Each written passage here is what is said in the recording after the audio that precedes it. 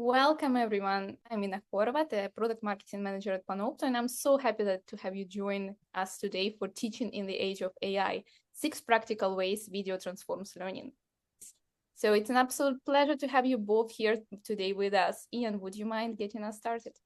Yeah, no, I'm happy to. Thank you, Ina. And thank you for guiding us through this next hour of conversation. I'm really excited about it. For those of you who I've not had the pleasure to meet yet, my name is Ian Paice. I am Panopto's Chief Customer Officer. I've been with the business for nearly 4 years, and I'm so excited to be talking about this fantastic topic. And I'm even more excited to be able to, share the mic with the better half here, Dr. Derek Bruff. So, Derek, I'll let you say a few words. Hi, everyone. I'm Derek Bruff. I'm an associate director at the Center for Teaching Excellence at the University of Virginia. I've been doing teaching center and faculty development work for all of my career now, and it's really fun work. I get to talk to faculty and instructors across all the disciplines and learn about how teaching and learning works in their context, and then see what patterns I can find so I can help them make more informed, intentional choices about their teaching. So, very glad to be with you all here today. Yeah, and I can't find the words to explain how much we are lucky to have you both here today with us. And before we continue, a couple of words on the agenda, if you don't mind. So as mentioned, we are covering 6 practical strategies for teaching with video in the age of AI. We'll start with oral exams and then move into authentic assessments. From there, we'll look at transparency and metacognition, 2 approaches that shift the focus back to the learning process itself. And then we'll go into flipped learning and how it restructures where and how students engage with the content. Finally, AI learning assistants, how to use them intentionally inside your learning design. We'll close everything with Q&A, so hold your questions and we'll get to them at the end. However, please keep them coming. If there is anything I can help you with throughout the sessions, very happy to answer it directly in the chat. And before we begin, we have a packed agenda, but let's get to know you, our audience. Right now, a question poll will appear. All right, can you confirm that you see it, please? Okay, I see some nods. That's good. So the question is, what is your approach to AI in your teaching? A couple of answers that we prepared for you, which is refusal, unconscientious objector, no AI for me. Resistance, it's not going to help my students to learn. Restriction, will learn about AI, but not with AI. Exploration, my students and I will figure this out together. Engagement, my learning outcomes include AI competencies. Embrace, my students can and will do more because of AI, and I'm still figuring that out. So I see answers coming. Please keep them coming. We've got approximately half of our large audience already voted, close to 70%. And while we are waiting, Ian, Derek, any expectations? Where do you think we'll have the most of the answers? Well, I mean, I'll go first really quickly. I've just yesterday we had our fantastic EMEA user conference where we had about 70 different institutions all together for a full day in London. I feel like it's going to be somewhere close to still figuring it out, and a lot of that is around how to do it in a safe, secure, and I'd say kind of high trust way. There was a lot of conversation around that yesterday. What do you think, Derek? Yeah, I don't have a strong prediction. I mean, on the one hand, I tend to see a lot of folks who are exploring AI in their teaching at the very least when I show up to talk places. But I think other faculty are looking at video as a kind of alternative to kind of get around some of the problems that AI causes. So I expect we'll see a good mix here in the survey. Yeah, and you are absolutely right. So I'm ending the poll, sharing the results. We've got exploration at the top of the replies. Engagement, embrace, still there. However, we do have some people who face restriction, and a lot of people are actually still figuring this out. So it's not surprising. Anything to add here? No, just there's a lot more in the 3 E's than the 3 R's. So that says a little bit about the nature of the folks in the room right now. Yeah, absolutely. And before we continue, I'm going to mute myself. You don't need me here. It's very obvious. So before we continue, a couple of words that I'm really happy to present and give a heads up before I pass over the mic to Ian and Derek. So Derek's new book, The Norton's Guide to AI-Aware Teaching, co-authored with Annette Lee and Mark Watkins, is dropping this summer. Be sure to scan the QR code and learn more, or pre-order already right now. It's a practical guide for educators navigating exactly what we are covering today. So without further ado, passing over to Mike to you, and Great. Happy session.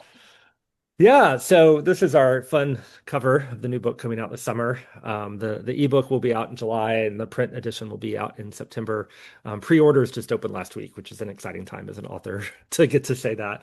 And I've really enjoyed working with Annette and Mark, who both come from the rhetoric and composition world. A part of higher ed that's really had to grapple with generative AI from the get-go when ChatGPT was launched in 2022.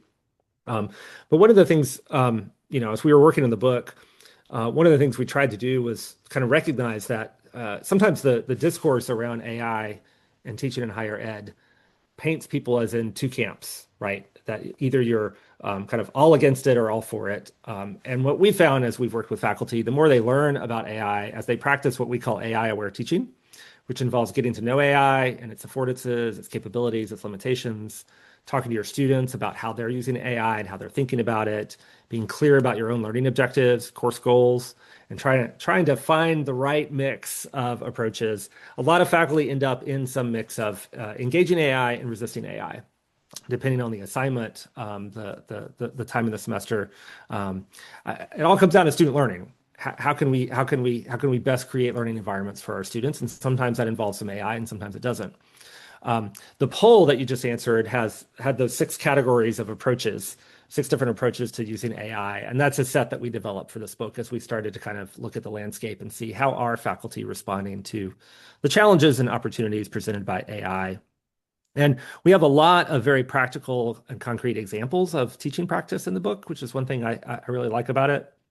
And so when the Panopto team invited me to come and talk about AI and video, it was really fun to think about some of the ways that the use of videos, particularly student-created videos, intersect with the conversations around responses to AI.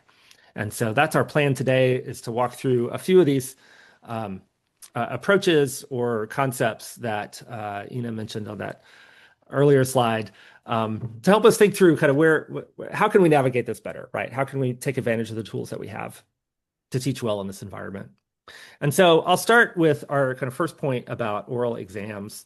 I have to admit that, as faculty across higher ed, we're reacting to AI and the challenges AI poses to assessment of student learning, and particularly evaluation of student learning, knowing that students can have AI help them write a paper in a way that is maybe unhelpful and not authentic to their learning. A lot of faculty have thought about alternatives to traditional assessments, and maybe even going back to even more traditional assessments like oral exams, which had largely fallen out of favor in big parts of higher ed in the 20th century. I was initially skeptical. My oral exam, the last one I had, I think, was my PhD defense, and that was not an experience I would wish on other people. I passed, it was fine, right? But that's a high stress environment. So I was a little skeptical of using this as an alternative to other types of assignments until actually for the book, I started to do some research on what people have written about using oral exams. And there's this really great paper by Andrea Fenton that came out last year. It's kind of a lit review of oral exams. And I pulled out a few highlights from that lit review, noting that students have reported the oral exam was more demanding than a written exam, but also more personal and required deeper understanding. There's a kind of engagement that can happen with an oral exam that sometimes doesn't happen with written exams. Other studies showed that students changed their study habits. When they knew they had an oral exam, they might study in groups. They would be doing more speaking aloud as they prepare for these exams, sometimes focusing more on understanding than memorization. And this is a quote from the paper: oral assessments allow the student flexibility in how they explain their thinking, assisting them to build their identities as thinkers and speakers. An oral exam can be a little more dynamic than a written exam in a way that can be helpful, not just for assessing student learning, but to actually foster student learning and motivate some of that student learning. And I know some folks still think, oh my gosh, oral exams are very stressful, but people also think that about written exams, right? So I think you're kind of trading one set of stressors for another with oral exams. And it got me thinking, an oral exam doesn't have to be live necessarily either. It could be something that students record and then kind of submit. And so that's where the video component comes in here. And I think it's helpful to think about what can we learn about oral exams that we might employ through the use of a video tool. And I think, thinking a little bit outside the box on oral exams, right? Does some form of oral communication belong in your course? I talked to an education faculty member at UVA who initially wanted to have an oral component to his final project because he wanted to make sure students knew what they were talking about, that they didn't just AI their way through the final project. But he was teaching an educational policy course, and he realized actually talking about educational policy with other people is an important skill that students need to have. And so he took that as not just a response to AI, but elevated it to a learning objective for the course and built it in the course in other ways. So it wasn't just a kind of tack on assessment move, but it was more aligned with his entire course structure. When and where might you conduct oral exams? Do they have to be in person? Do they have to be in class? Can they be via Zoom? Can they be recorded? We've got options actually here. And what format, right? Are students presenting a project? Are they telling you about their work? Is it a Q&A format? Maybe they're doing some type of authentic task, right? There's ways to think about what students are doing during this oral exam that may be more in line with what you're trying to teach and give you more insight into student learning. Also, how long should they be? Or more importantly, how short could they be? Right? An oral exam doesn't have to be my 60-minute PhD defense. 5 or 10 minutes of students talking about their learning can be a really, really helpful and enlightening move to make.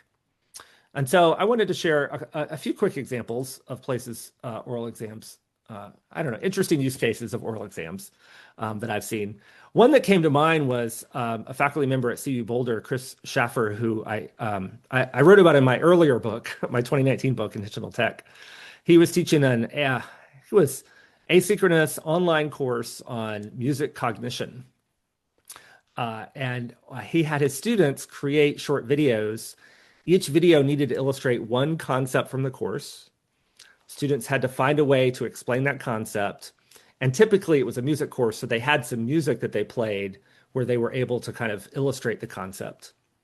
And there's a lot more details here, but he eventually made essentially a huge concept map of all the topics in the course, connecting these different concepts in useful ways with each concept illustrated by these student-created videos, which I thought was really interesting. And it gave him insight into how they were understanding the concepts of the course as they went along. I recently read about Jeffrey McClurkin, a history professor at the University of Mary Washington. I've been following his work for many, many years on social media. And he teaches a course on U.S. history and film. And so one of his assignments has students essentially analyze a film for its historicity. And part of that involves a 3 to 5 minute video where students annotate film clips out loud as a way to talk about the historical elements of the film. I would consider that a kind of oral exam. And then I also read about Brian Kirby, who teaches engineering at Cornell University. He had students work in groups to create what he called fluid mechanical dissection videos, which sounds weird, but each group would get a device like a carburetor or a hedge trimmer, and they would have to essentially kind of take it apart and explain on video the fluid mechanics that go into a device like that, right? Applying course concepts very particularly to a particular device and capture and try to express their learning somehow on camera, right? Very different. Like that's very different than my dissertation defense, right? Or other oral exams you might have seen. But I think it's a useful way to think about the use of video in this case. Ian, I'm going to toss it over to you for a second. Do you have kind of other examples that come to mind about how faculty are doing things with oral exams today? I do. And I love everything that you shared. And again, one of the things that really resonates for me is the point you made about it. It also helps students kind of rethink how do they explain a concept or introduce that knowledge. But a really fun one that I recently came across in speaking with one of our customers was a large community college who does a lot of type of vocational trainings and vocational degrees. And one of the ways that they were using oral examination that also then propels you into your future career preparation is for radio and broadcasting, whether it be for television, radio, sports announcement, whatever it may be. But actually oral examinations of presenting a pitch, presenting an ad, actually calling a game, so to speak, And there were two ways they were using it. A, students were actually able to record themselves and upload it kind of to a personal folder. So then they could use AI in certain creative ways to also go through their transcript and get feedback. Basically, in some cases, they were using AI as a like a role-playing tool. But then also, I think what was really wonderful is as they were doing their assessments, recording it, presenting it, getting feedback from their instructor, they were then being able to save those, and those actually became part of a portfolio of their work that then as they were going off into the job market, they were able to show progression of mastery and then of course highlight their best work. So like this is an area where actually oral assessment, I think fit the bill really, really well, allowed them to continue to, improve upon their craft, and then set them up for, future opportunities in the job market. I love that example. I love that little inflection of AI as a role-playing partner. I've I talked thought to it was faculty. really fascinating. Yeah. A well-designed AI chatbot can do that pretty well in some interesting ways. Yeah.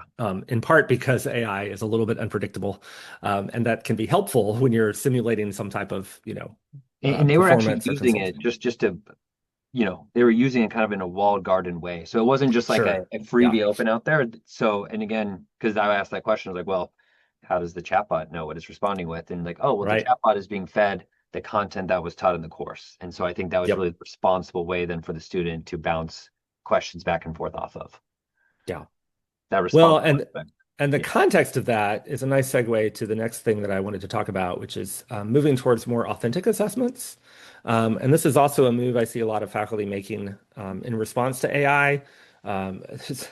There's a lot of student surveys and student panels I've seen where students make the case that if the work feels like busy work, they're less likely to do it, and they're more likely to have AI do it for them.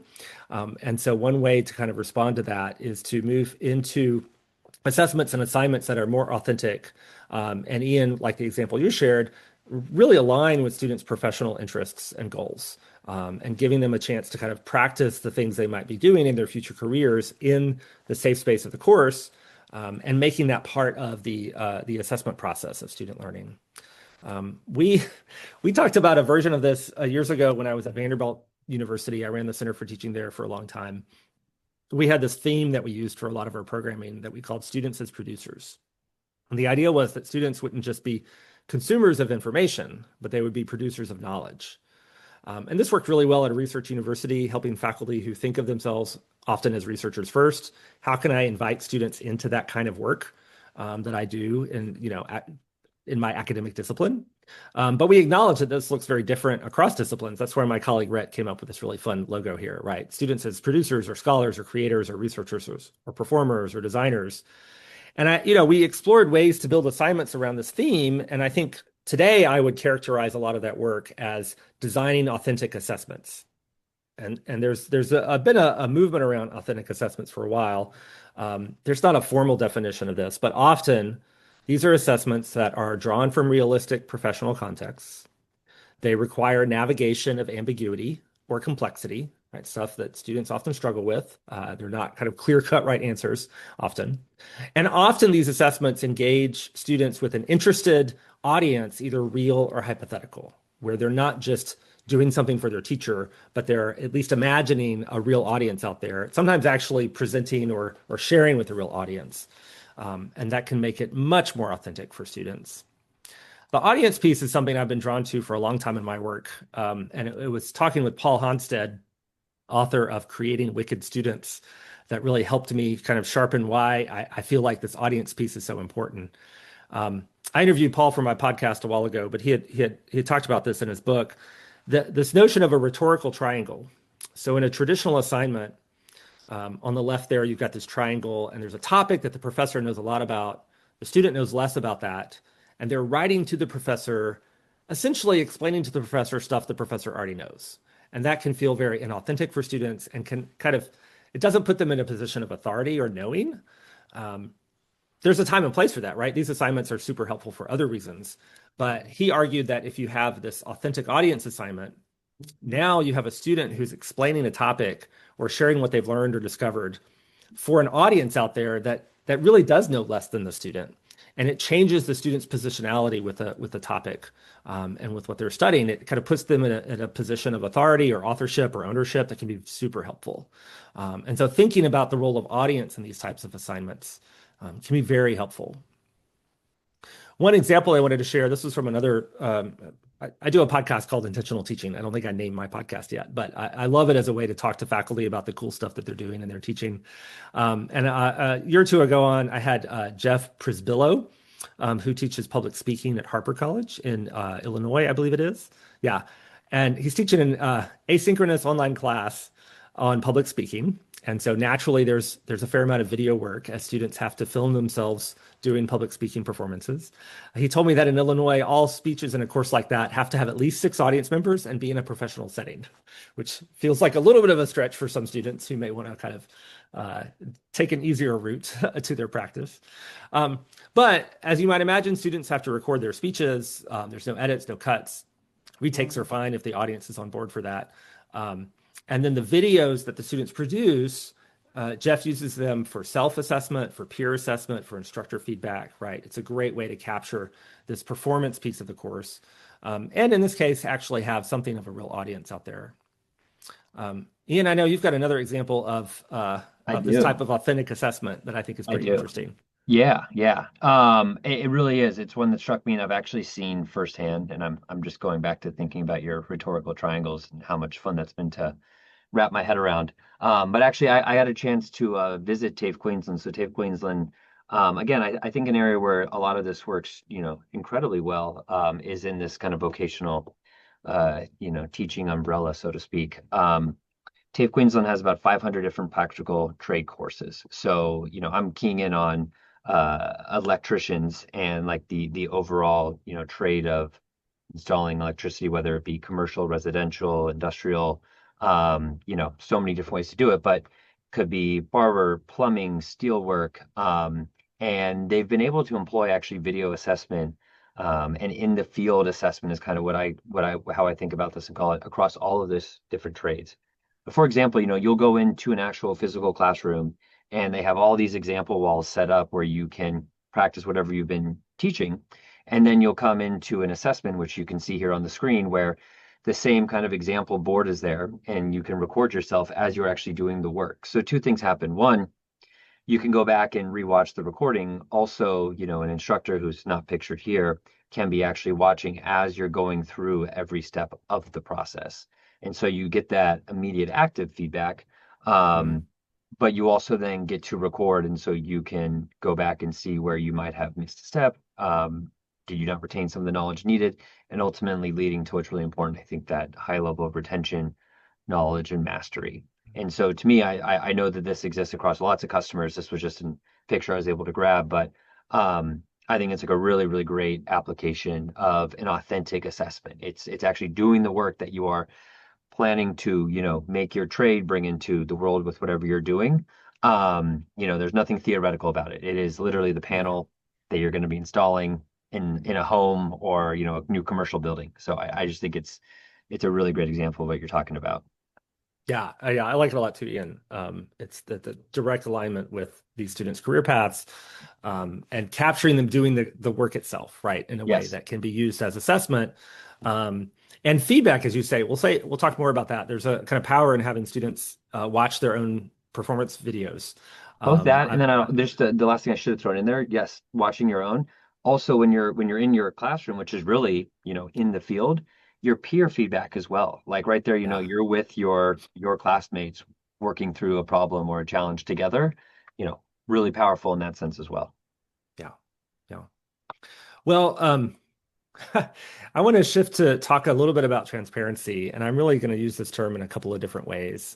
It's a term that comes up a lot when I talk with faculty about responses to how generative AI is impacting their students' learning. And one way that I often use transparency is really from the Transparency in Learning and Teaching project, the TILT project led by Marianne Winkelmus. She's been working with faculty at dozens of institutions for a long time now, looking at the impact of being more transparent with students in the purpose of assignments so that students have a better sense of what they're going to learn and why that might be interesting to them and valuable to them. being transparent in the tasks of assignments so students know what to expect, what should I be doing for this assignment, what should I not be doing, and then the transparency in the grading criteria as well, and being just really upfront with students. And they've got some really good research that shows greater student persistence in college based on having some experiences like this early in their college career, which I think is really powerful. And again, for students who may be interested in shortcutting some of their learning by leaning on AI a little too much, this gives them a lot to work with, right? They know why you're asking them to do this thing. It doesn't feel like busy work. It may feel more important to them. They know what's expected of them more clearly. And so that kind of fuzziness that can lead them to get unauthorized help is not there. And so I think this was good teaching practice before AI. It's even better teaching practice after AI. I should have mentioned, I meant to say this earlier. We are going to share the slides with you after this webinar. I like to put links in the notes field of my slides. And so this has a link to the Tilt project right in the notes field. And so if there's things I'm sharing that catch your eye and you want to learn more about it, you'll be able to access those links after the fact through the slides. The other way that I think transparency comes up a lot now with AI is talking to students about how they use AI. This is one of the key components of our AI-aware teaching framework, is having better conversations with students about their use of AI in learning. I often frame this as working with students and not against them. And I've got an example here from one of my UVA colleagues, Bryn Seabrook, who teaches in our Engineering and Society program in the School of Engineering. She has students complete for all their major assignments what she calls AI consultation form. So they have consulted with AI in some fashion. She's allowing the use of AI, right? She's having students explore the use of AI in their work in this course, but she's asking students to document and even reflect on how they're using AI. What platform did you use? What was the purpose? Was it to summarize? Was it to brainstorm? Was it editing, right? Did you verify the output? What did you learn through this process? This is adding a layer of complexity to her assignments, but it's giving her a lot more information about how her students are using AI and how they're thinking about it. And it's also kind of signaling to students it's okay to use AI here. You don't have to be scared of getting in trouble here, but I do want to have some open conversations about this, and maybe we can learn together more useful ways to use it over time, right? Another approach is a little controversial, but it's called process tracking. This is the idea that if you've ever, been in a Google Doc with some collaborators and you've written some stuff, you might go to the version history and see how things got edited over time. That's the idea behind process tracking, that if you want a little more assurance that students are writing their own stuff and not just copying and pasting from ChatGPT, if you had that version history, you might have a little more insight into the student process. And so this is how Anna Mills does it. I had her in my podcast too. She teaches writing at a community college in California, College of Marin. And so this is what she puts in her syllabus. Sharing your drafting process for any writing not done in class will be required before I grade your essays. You will have options, and I will explain the how-to of each. You might share a Grammarly authorship report. That's a tool that does this process tracking and gives a sense of how students are using or writing over time. There's another tool called processfeedback.org. It might be a Google Doc where you can now look at the version history, another tool, Turn It in Clarity, or arrange another way to share your process, right? And what I like about this is Anna's not actually making her students use one particular tool here, but she's given them options so that they can kind of find a way to reflect or to document their writing process that works for them and works for her. And so some form of video could be super helpful here for capturing this, right? It could be a screencast. We'll see a couple of examples in a minute. But thinking about kind of how you have students document is important here. Ian, did you want to add anything here to this kind of? Well, I just wanted to add yesterday. Piece? Yeah, no, there was a customer yesterday, CNELM, in the UK, and they were actually talking about the Google Doc approach because they're a Google institution. And again, I go back to they were using that in a form of process tracking, but then also splitting up into small teams. It's nutritional health is trait of what they go about. And again, the peer review aspect of showing the process tracking. So encouraging AI use, both from a faculty and student point of view. And then they were finding Google is actually, the doc is a really good, transparent way, but also, not an intimidating way, much more of like, what can we learn from it? Why did you ask the question that way? Like, how did you get to this answer? They actually said that it's been a really good also kind of AI literacy kind of groundswell of someone brings a really insightful point. You can see it in this tracking or what did you learn that then permeates to others, right? So everyone kind of, gains knowledge the same way. They also said that from this transparency point you bring about, you learn, bad behaviors quickly or things not to do. And then you also learn very quickly what are really effective ways, to use AI in this case, and it shares with everyone. So they've actually said that the uptick is going a bit quicker due to some of this transparency. But again, it was starting from the place of no one's in trouble for this. We actually just want to all learn how we're using it so that we can get better quick because we're all figuring it out. Yeah. And I think your point about kind of the uptake happening quicker, the faculty I know who have found some ways, whether it's process tracking or a transparency form or something, if they've found ways to have these conversations with students, I find they're adapting a little faster to this new environment and kind of making more informed choices about what their teaching looks like. And I would say, I think the students that are a little bit more at ease to share what they're doing, right? There's the boogeyman's kind of out of the room in that case, right? So if the faculty's leaning in, students, I think, actually a bit more transparent, and then you can course correct when you maybe you hear students are doing something, or like, whoa, okay, we don't want to actually go. That's not helping the That's undermining student learning. Yeah. That's right. Yeah. Exactly. Too much cognitive offloading. Yeah. Well, and we've gestured to this, but once you start having students document their interactions with AI or their writing process, you can also ask them to do some really useful metacognitive reflection on this so that they can maybe understand their own learning more. And so a couple of examples of this, this was a study I learned about recently from a couple of computer science faculty members at the University of Maine. Of course, computer science has been greatly affected by AI and its ability to generate computer code. And so there's a lot of adaptation happening in CS right now. In this case, they asked their students to record themselves doing some programming tasks. And they were doing a screencast, essentially. Students were recording themselves doing the programming. They were kind of talking out loud about what they were doing. Students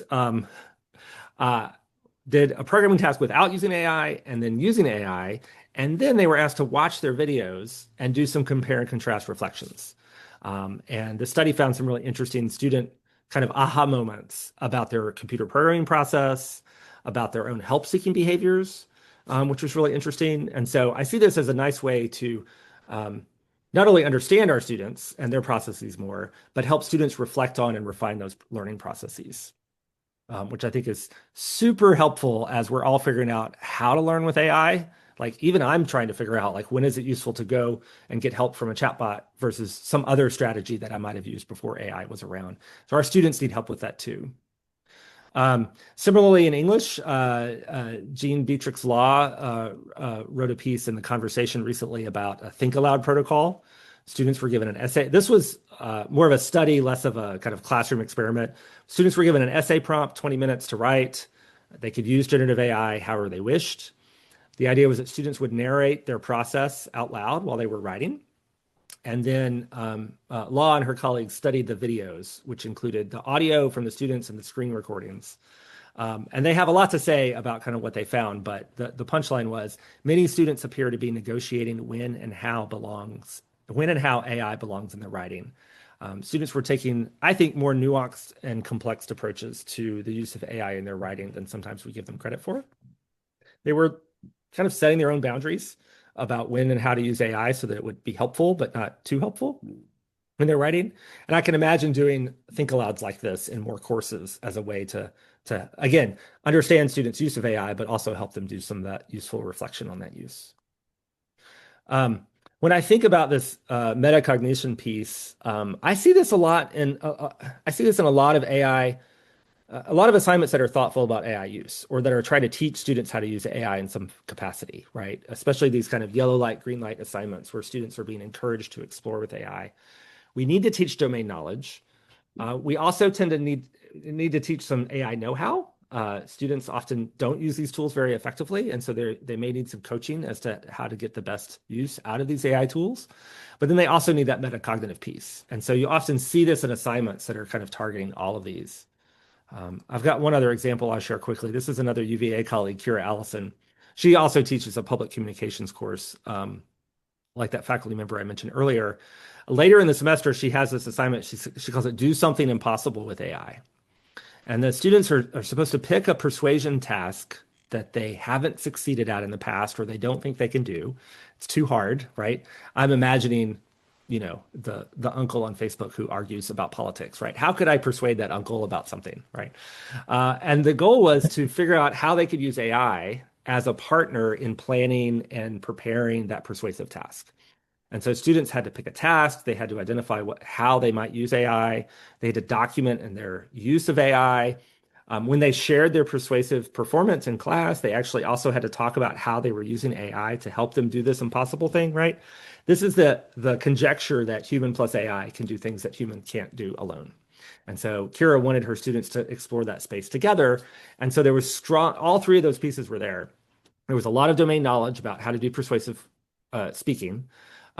There had been a lot of AI know-how built into the course before this assignment, and then a lot of metacognition built into this assignment itself so that students would reflect on the ways that AI was helping them do more than they thought that they could.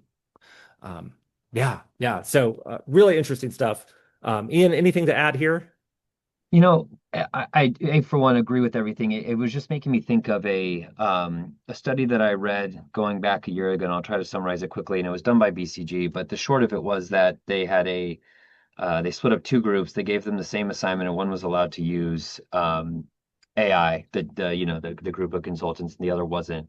And it was 10 tasks, and 9 of the 10 tasks, the team that was allowed to use AI finished quicker and really good answer. But they had also added one question, the prompter, so to speak, that they knew AI would get wrong. And the AI, when they got it wrong, and they got it wrong faster. And the other group that didn't have AI, they did get it right and it took them longer. And then as they showed them the results, that was a kind of eye-opening experience, I think, for all of them of, here's where it did help you do something faster. It moved you through a process quicker, but here's also where the requirement of mastery or knowledge can't be substituted with this. And, then overall usage and results improved. And I think that kind of summarizes a lot of what you're saying, and the conversations I had yesterday with customers in general is, this is actually where oral assessments and transparency and these like in the field type assessments are really powerful, because AI can then, if a student understands what they need to know, then they can also start to distill where AI can move them along faster. And so I come back to the exact same things that you said, and it's how we even internally at Panopto think a lot about how to pull AI into a workflow without ever getting them really in the way of the human interaction of what we're doing. That's something that we hold really core to what we're doing. So that's if anything, just a really +1, I think, everything you said. Yeah. Well, and there's a growing body of research literature that shows essentially that if students are left to their own devices to use AI to help them learn, they will often do so in unhelpful ways. Agreed. But if they are given some guidance or structures or specially designed educational tuned AI tools, that often can be very, very helpful. Yeah. Those guardrails are super, super important because AI is just standing by ready to answer all of your questions. That's whether right. you want it to or not. And that's not always helpful for learning, is to have your question answered in its fullest extent immediately, right? Sometimes the struggle is more important. Yeah. The other thing I think is we look at systems and some of what we're doing, and I see a lot of other technology providers doing it. I think at least the ones who are thinking about the right way is, the goal is not to tell you what the answer is, right? The goal is to help you along to finding that answer, but it's not a substitute for that. And I think that always has to be front and center of any technology that you're building, right? Don't tell me what 2 + 2 is, help someone understand why 2 + 2 = 4. Yes. Right. Anna Mills, who I cited earlier, she talks about the notion of an ethical tutor. If a student goes to a human tutor and says, I'm struggling with this problem, or I can't write this draft of the paper, an ethical tutor doesn't do the work for them. The ethical tutor asks good questions to help the students learn to do the work themselves. And so that's right. AI doesn't naturally behave as an ethical tutor, so you have to kind of shape those experiences. Totally agree. Speaking of the hard work of learning, I find myself also this year talking a lot more about the flipped classroom and flipped learning. And it feels very like 2010 for me in some ways, because I feel like we had these conversations a long time ago. But I want to take you back. This is actually an adaptation of a slide I would have put in my deck in 2010, right? A long time ago. We were talking about the flipped classroom. This is actually how Harvard physics professor Eric Mazur talks about the flipped classroom, is that a kind of traditional approach to teaching, especially if you think of like an intro physics class, is that class time is spent on the transfer of information from the instructor to the students. And then after class, the students go and assimilate that information through problem sets or projects or what have you. And so the flipped approach says, hey, let's take the hardest parts of learning, the assimilation phase, and move that into the group space where students have each other and have you there present to help them with the hard parts of learning. Now, to make that active learning possible in time, you have to move something out of the class time to make that space available in class time for the hard stuff. And so that's where you get the video content, the pre-class readings, right? All that structured first contact students have with material, so that some of that transfer piece gets moved outside of class. There's more time in class for the hard stuff, and there's still some further exploration after class. And so something I think that sometimes gets forgotten is that the original goal for most people who practice a flipped classroom was to make more time available for active learning in class. It wasn't to create lecture videos. That was a means to an end, right? But it's a helpful means. I like how Robert Taubert, he wrote a book called Flipped Learning. He's a math professor at Grand Valley State University. I like how he phrases this. Flipped learning shifts first contact with concepts to the individual space, transforming class time, the group space, into a dynamic environment where educators guide students to apply and engage creatively.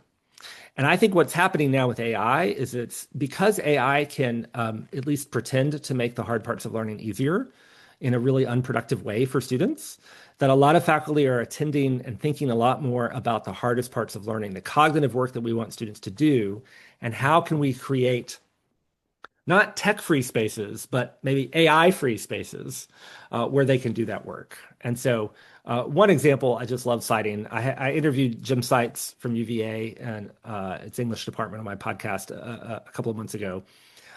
He was having his students write during class. He took all of his outside of class writing assignments and he moved them in class.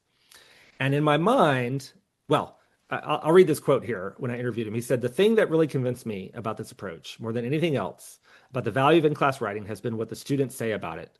100% of the 60 students in his first 2 semesters doing this said that they prefer the in-class essay to the essay at home." And I was imagining his students were out with pencil and paper and writing in blue books or something. No, not at all. No, it's not a tech-free class. Students walk in. Jim has the lights turned down a little bit. He's got some snacks at the front of the room. He's got some soft music playing. They open their laptops. They turn the Wi-Fi off. They open up their word processor. They put it in focus mode, right? It's all about managing distractions, not taking the technology out of it. So that then they see the prompt on the board, and then they write for 45 minutes, right, in this shared writing space. It's a really interesting move to make, and it feels like a flipped classroom move. He's taking the hardest part of the work, and he's moving it into the classroom where they can do it collaboratively, and he can talk with them and intervene, right? And he's not saying don't use your laptops. He's saying let's use our laptops thoughtfully and manage the distractions and the AI temptations, but to do the hard work of writing in class. And I love this. Ian, I know you've got some thoughts on the flipped classroom approach. I do. What do you have to I add love to that this? one. Although I will say the dim lights, knowing me, my eyes would have gotten heavy. But I love I know, yeah.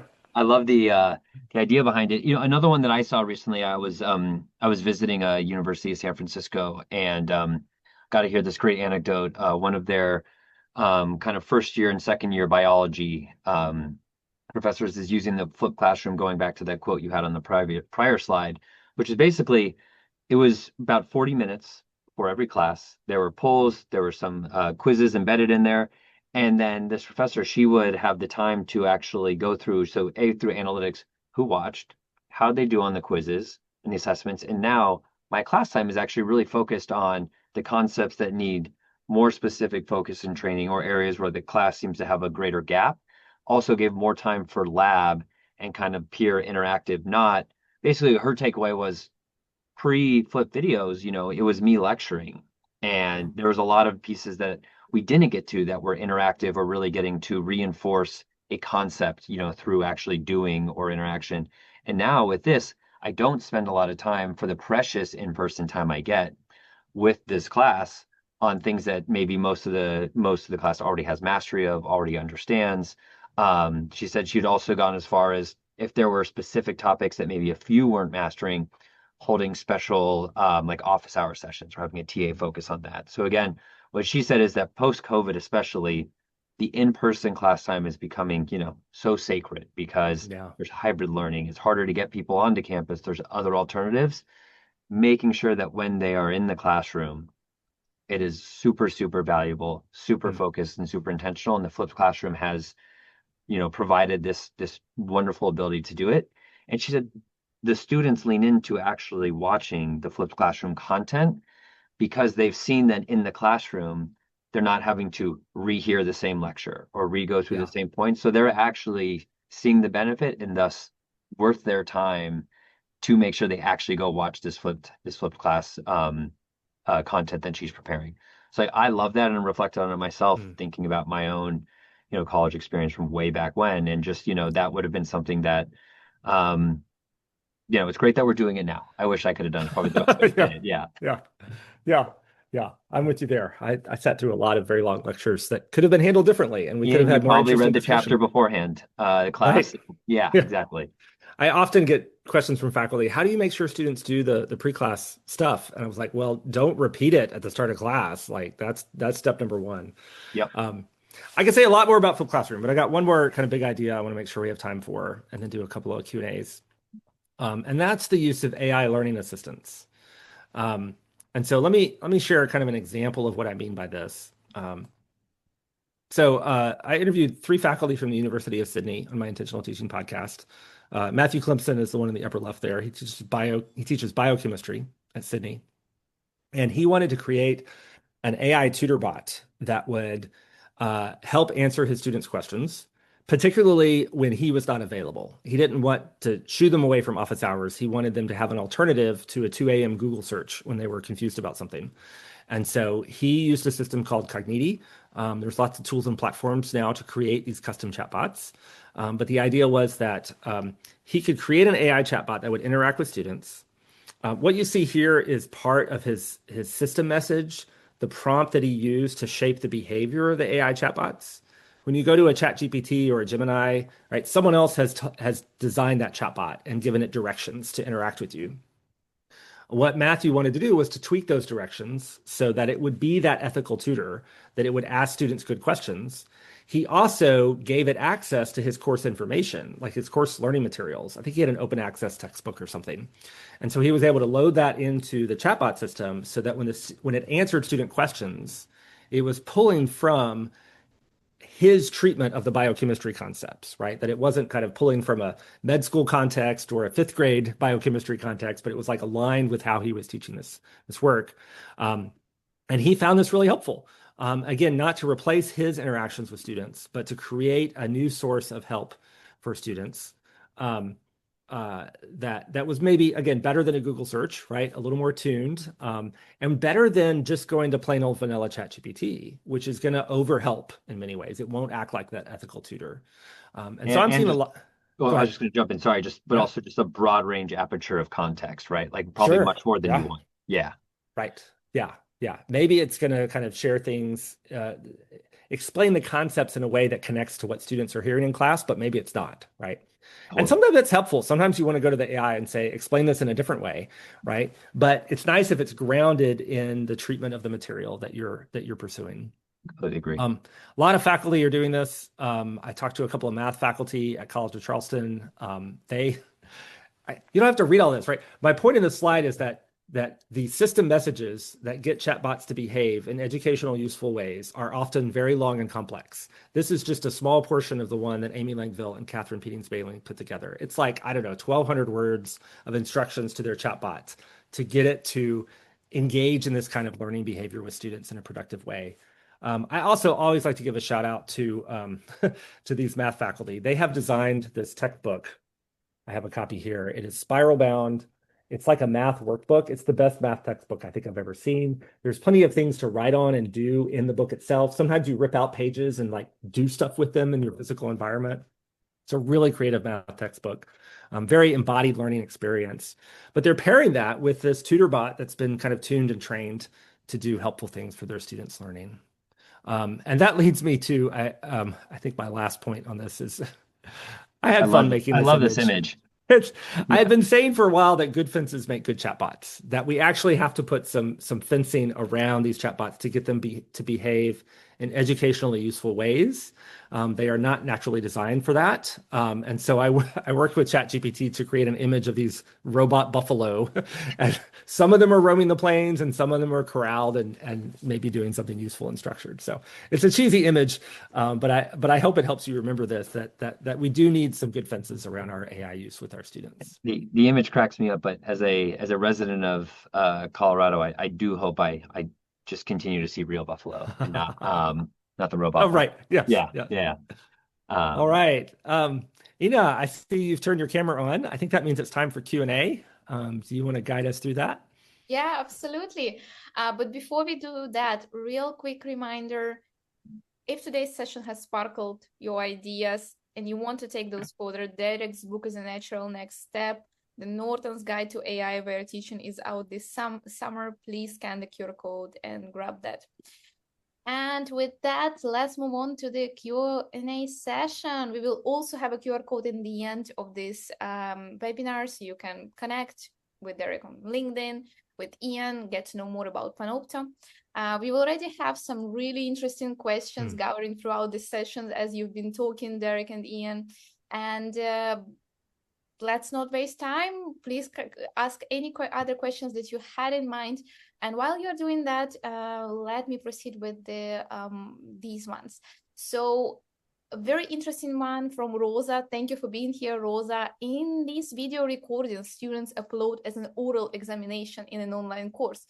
Is the student recorded? We have had some issues with privacy. I think a lot of educators had the same question in their minds. What is your take on that? So I want to make a distinction between a kind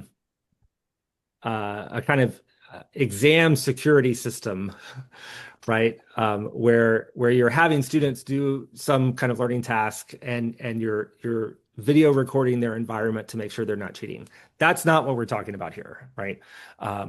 There's a whole set of issues that come with that often cause a lot of hard conversations around student privacy. I'm imagining more giving students some agency in when and where and how they record themselves doing some educationally authentic task. And so I think, we could still talk about student privacy, where do these videos go? What are done with them, right? Are they fed into some AI engine somewhere that reuses them in a way that we're not comfortable with, right? We have to watch out for those types of things. But I think the oral exam idea is letting students pick kind of where they're comfortable and how they're comfortable sharing within some parameters so that they're still meeting the goals of the assessment. The other things that I would just add on the privacy is, the way I read the questions or the students recorded, in the examples I was bringing up and what I see and, at least, what Panopto offers is also, it's the student recording. So they're not being recorded, they're actually recording. It goes into their own folder or will go into, a student submission folder. And then from the privacy aspect, it's a function of permissioning.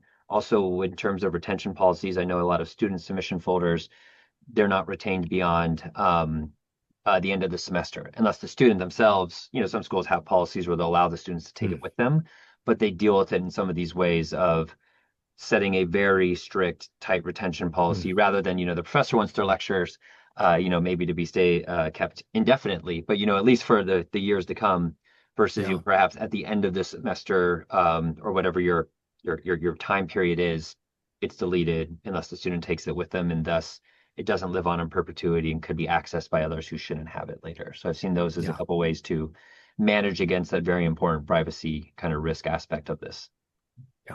Yeah, absolutely. Really Thank good points. you so much.